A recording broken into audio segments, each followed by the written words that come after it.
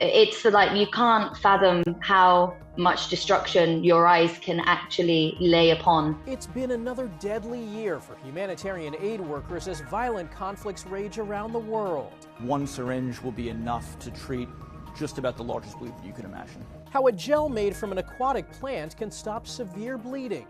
And we look at several dangers surrounding weight loss drugs.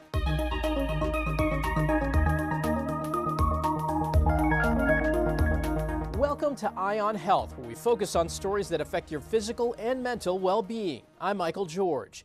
We begin with news on Mpox. The Africa CDC hopes to start a vaccination campaign in the coming days as cases of the virus continue to climb, especially in the Democratic Republic of Congo. Mpox is not the new COVID. Dr. Hans Kluge, the World Health Organization's regional director for Europe, says the risk to the rest of the world remains low, but now is the time for other nations to step up. We can and must tackle Mpox together, across regions and continents, or we will enter another cycle of panic and neglect. Here in the U.S., men who have sex with men and trans women are at highest risk. During the prior outbreak of Mpox in the United States, only about 25% of the at-risk population was vaccinated. So there's still many people who need to get vaccinated. The DRC says it needs 3 million doses of the vaccine. The U.S. is donating about 50,000 doses. August 19th was World Humanitarian Day, a day to recognize the heroic aid workers that put themselves in harm's way to help people around the world. According to the Aid Worker Security Database, more than 170 aid workers have died so far this year, most of them in Gaza, Sudan, and South Sudan. And it's so incredibly dangerous to try to deliver aid when there are bombs and airstrikes. It's like you can't fathom how much destruction your eyes can actually lay upon. Every direction. You look front, you look right, you look center, you look behind. World Humanitarian Day is observed every year on August 19 to honor the 22 aid workers killed on that day in 2003 from a bomb attack in Baghdad. While COVID-19 continues to draw headlines, there's another respiratory illness that has doctors sounding the alarm. Cases of pertussis, commonly known as whooping cough, are on the rise, in part due to a decline in vaccinations. Stephanie Stahl introduces us to one family who beat the infection and hopes their story will inspire others to take it seriously. Juliet Osborne's 10-year-old daughter with special needs was recently diagnosed with pertussis, commonly called whooping cough. She coughed, I want to say, from 4 a.m. until 8 a.m. Must have been scary. Very, very scary. Amani, who's vaccinated, was treated with antibiotics, and so were all of her close contacts as a precaution. It could have been anywhere that she could have gotten it from. Doctors say the sound of whooping cough is distinctive, and now the contagious bacterial infection is spreading rapidly. The CDC says it is 3 times higher this year than last year nationally. The cough is severe. You can get fractured ribs, collapsed lungs, all sorts of complications from it. Dr. Jeffrey Polanski with Virtua Health says symptoms can be similar to having a cold with the classic cough. And it is in the community and affects both vaccinated and unvaccinated individuals. The CDC has issued a call to action on whooping cough because vaccination rates have declined to their lowest level in decades. The DTaP vaccine is given to children. There's a different version for adults that also covers tetanus. Adults need to be updated on their vaccines for this. Yes. Yeah, it's one that is recommended to update every 10 years. Doctors say whooping cough is especially dangerous for babies, pregnant women, and people with respiratory issues, but people who are vaccinated are much less likely to get infected. I was upset. I was worried. Juliet wants people to understand the potential dangers and get protected. Stephanie Stahl, CBS News, Philadelphia. The use of weight loss drugs like Ozempic and Wegovy have boomed in recent years, with sales of the top drugs reaching $15 billion in 2023. But off-brand compounded versions of the medication are also growing fast, and with them the chance of complications. Bradley Blackburn explains how the FDA is now warning about overdoses. The ads are everywhere. To lose 15% of your body weight. Many companies promising weight loss drugs for way less money than name brand prescriptions. Or as little as $1.99 per month, including options compounded in the USA. For Becky Chairs, the deal was too good to pass up. $295 a month or something. Let's see how it goes. The family therapist says she got a prescription for compounded semaglutide online, but when she received her first shipment from a compounding pharmacy, she misunderstood the instructions and accidentally overdosed. My first dose was really supposed to be like 0.5 units, like a really tiny dose. And I gave myself 5 times the dose. Like 9 o'clock at night, I was going, man, I'm feeling sick. Because name brands like Ozempic are on the FDA's drug shortage list, compounded versions of semaglutide are allowed on the market. Compounding pharmacists can alter or combine medications and tailor them to individual patients. But recently, the FDA put out a warning those compounded drugs often don't come pre-measured. They've received reports of hospitalizations from overdoses with symptoms like nausea and severe vomiting that can last a week. CBS News medical contributor Dr. Celine Gounder says compounded drugs come with many unknowns. They have not been safety tested. We don't know if they're as effective as the prescription drug. So it's really hard to say, is what you're getting really equivalent or not? We just don't know. Chairs is still taking the medicine, pleased with her results, but she's noticed dosage can change from one shipment to the next. The type is so small on them, I can barely read it. Absolutely make sure you're doing the right dose. A warning for the millions now turning to these drugs. Bradley Blackburn, CBS News, New York. There's a new study that links one of the popular weight loss drugs to a higher rate of suicidal thoughts. But there are questions about the findings. CBS News chief medical correspondent Dr. John LaPook explains. There have been relatively few reported cases of patients having suicidal thoughts or actions while taking one of these drugs for weight loss. It's important to note here that obesity itself is associated with an increased risk of depression. The study searched a large World Health Organization database that tracks adverse drug reactions and found a possible link between suicidal thoughts and semaglutide, the active ingredient in Wegovy and Ozempic. But the study has limitations. It only looked at people who reported having a problem while on the drug. We don't know how many people were taking the drug without a problem. We also don't know what the dosage was and how long people were on it. So far, the FDA has found no link between these drugs and suicidal thoughts and actions, but it's continuing to investigate. Novo Nordisk, the maker of Ozempic and Wegovy, says it stands behind the safety of its drugs and it will continue to collaborate closely with the FDA. The FDA stressed to CBS News that healthcare providers and patients should have a careful discussion of possible risks, especially in patients with a history of depression or self-harm, and that patients should be aware of the importance of reporting any change in how they're feeling. Dr. John LaPook, CBS News, New York. A rainbow baby is a child born to a family that previously experienced pregnancy loss. About 21,000 pregnancies nationwide result in stillbirth each year, according to the CDC. We spoke to one family spreading the word about the support groups available. Stephanie Lee is expecting her second rainbow baby. 1.5-year-old Elia is her first rainbow baby, born after a pregnancy loss. Her first child, Elodie, was stillborn at 36 weeks. It's something your brain just never fathoms could be an option. And so we entered the lost parent community after we lost our daughter. Actually, my daughter. Stephanie is at the Mount Sinai Rainbow Clinic for women who have experienced stillbirth, providing quality care and psychological support during future pregnancies. To understand the etiology of the patient's past stillbirth history or perinatal loss, and then put a plan into place to prevent future stillbirth, because history of a stillbirth is one of the leading risk factors for stillbirth in a future pregnancy.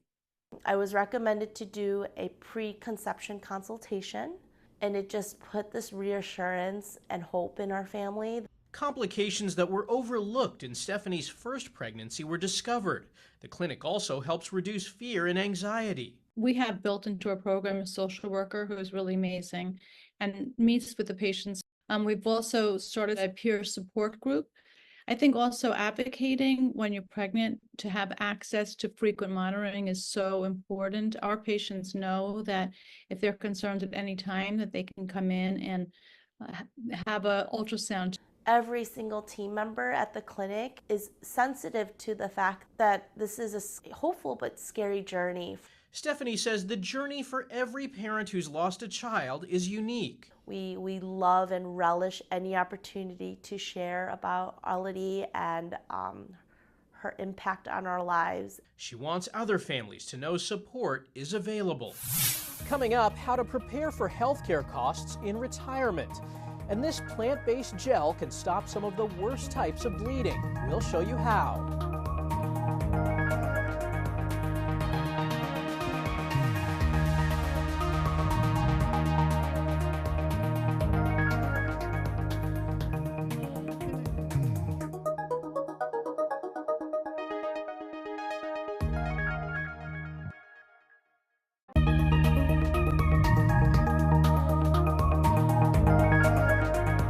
Welcome back. The FDA approved a new gel designed to stop severe bleeding in just seconds. It's called Trauma Gel, and it's actually derived from algae. Bradley Blackburn introduces us to the inventor, who expects his technology to transform trauma care. And this line is sized to produce about 250,000 syringes on a monthly basis. What's happening here at this biomanufacturing facility in Brooklyn could be a matter of life and death.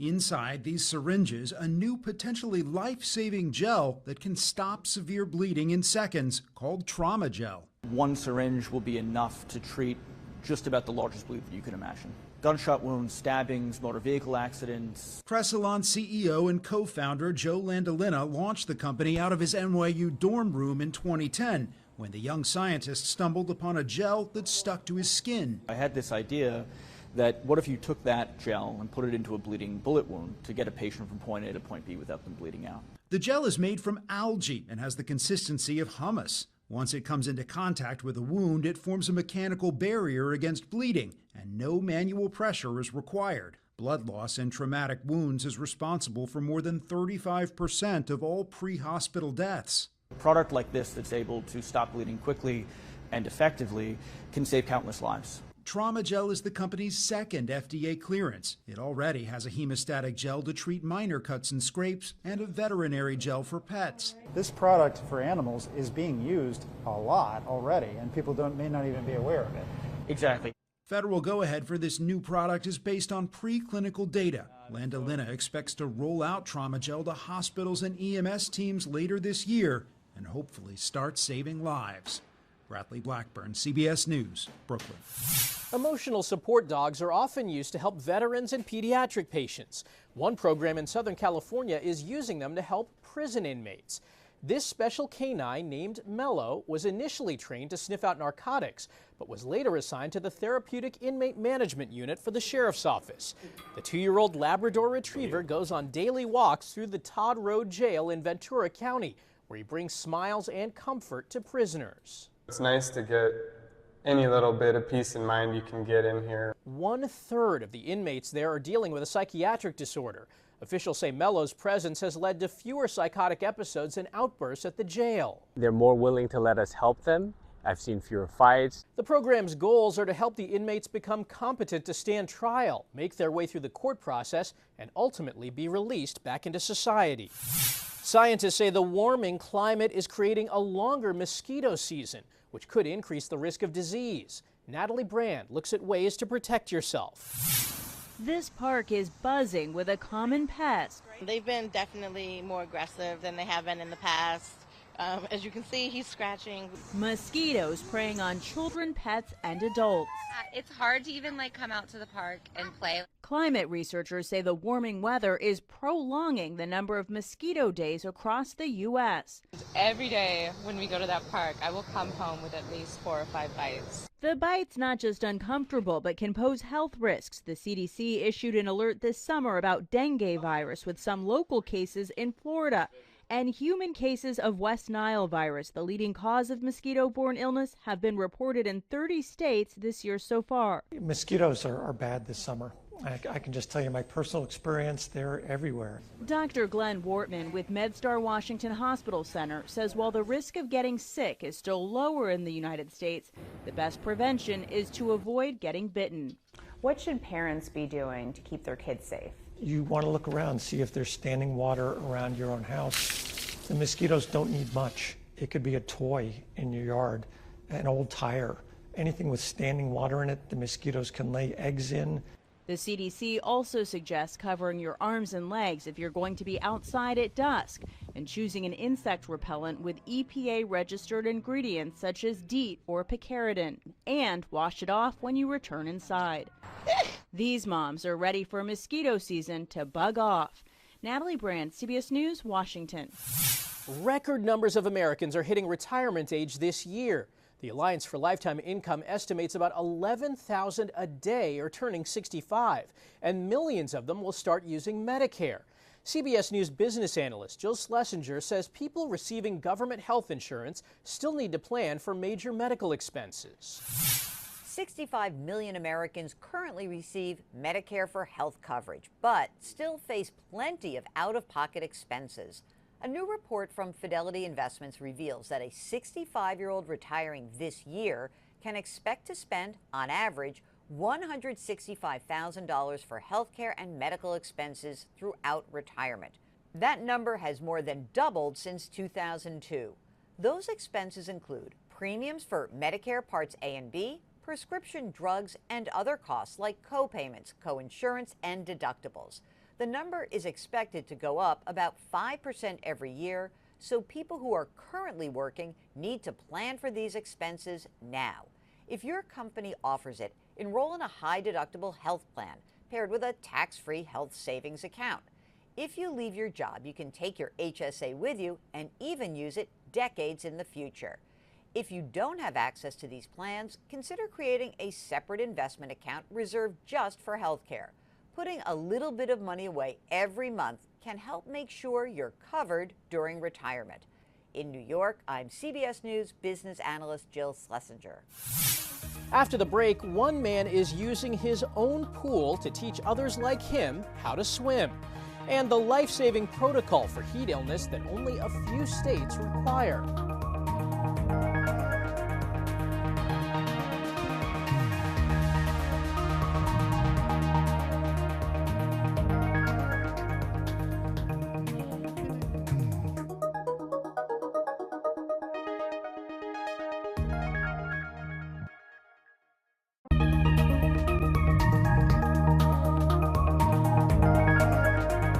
Welcome back.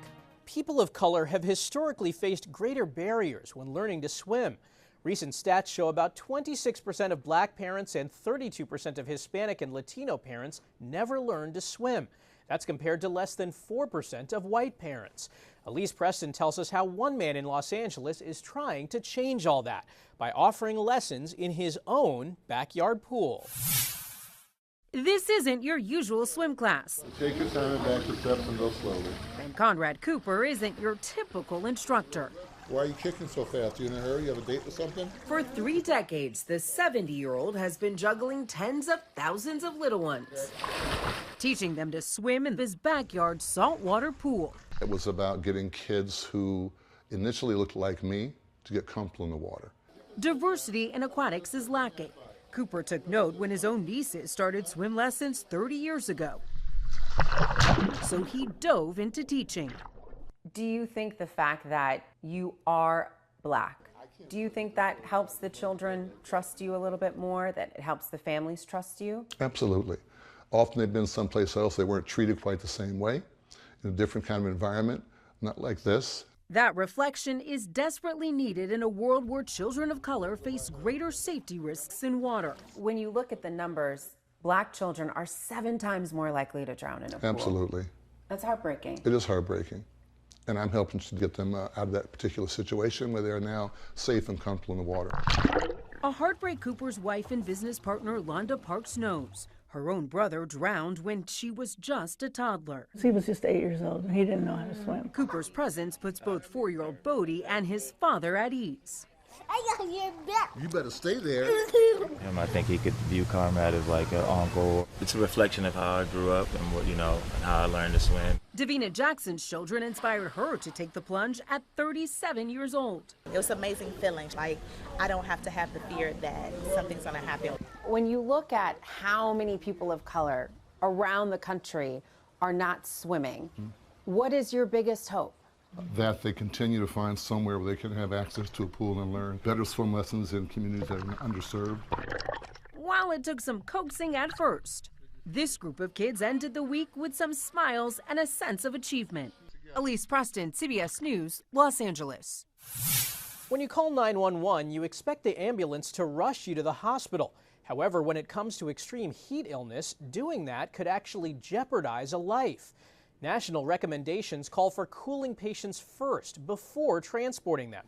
But as David Schechter reports, only a few states are following this protocol. Lots of ice. When you stack up Matt Willens against most paramedics, he has one more life-saving tool for patients overcome by the blazing Texas heat. Matt carries that ice with him every day in case there's a call for heat stroke. I'm going to be part of the crew here for a little bit and learn how they do this, how they cool a patient down on the spot. Count of 3, 1, 2, 3, up, and move over. I help Matt put the patient in a bag. We can start dumping this on him. Pour in water. Literally just dump the bucket of ice over him? Dump the bucket of ice on him. Pour in Matt's ice. Really, it's just like, it's very simple. Yes. Now we're treating them in the field and making that difference. And that's could save their life. That is going to save their life. The protocol is known as Cool First, Transport Second. The National Association of EMS Officials recommends if a patient's core temperature is above 104, an ice bath immersion provides the most rapid cooling mechanism. Only after the temperature falls to 102.2 should the patient be transported to the hospital. It's a life-saving intervention that's more critical than ever as climate change makes our summers hotter and hotter. Tell me about Zach. I love talking about Zach. For his age, he was always very big and gentle and kind and funny. They called him Big Zach, and during football practice in 2017, Zach's body temperature hit 107 degrees. When the ambulance arrived, he was unresponsive and moaning. I just remember the panic that was setting in that moment. They were just assessing him and then loading him up to The instinct is, let's get to the hospital. load and go. But when a patient is overheated, the national recommendation is not load and go. It's cool first, transport second. However, across the country, only 11 states require ambulance services to follow that life-saving protocol. Zach died from organ failure 11 days after he collapsed. His mom believes if Cool First, Transport Second had been followed, he might have survived. You know, as a mother, that first heartbeat is really important to hear on the sonogram. I heard his last heartbeat too. I am Lori Giordano. I am Zach Martin's mom. After years of advocacy, Lori worked with the Florida legislature to pass what they named the Zachary Martin Act, a law requiring, among other things, on-site ice baths at all outdoor athletic events in Florida. But she's not stopping at high school sports. She wants all of the nation's ambulances to cool heat victims on the spot. If we can get the first response to be cool, then that's going to be where the lives are saved. In a world that's getting hotter, this is a life-saving solution that's not required in most of the country. I'm David Schechter for CBS News. That's this week's Eye on Health. I'm Michael George. Thanks for joining us and be well.